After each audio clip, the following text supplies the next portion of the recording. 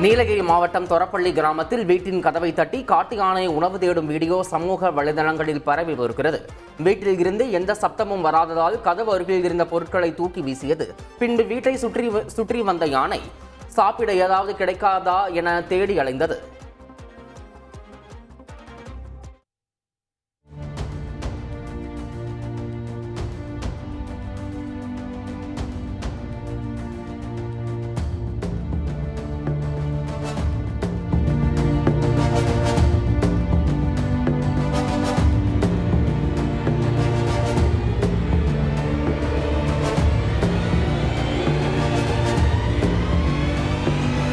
நீலகிரி மாவட்டம் ஊட்டி மைசூர் சாலையில் ஒற்றை காட்டு யானை வாகனங்களை விரட்டும் வீடியோ சமூக வலைதளங்களில் வைரலாகி வருகிறது.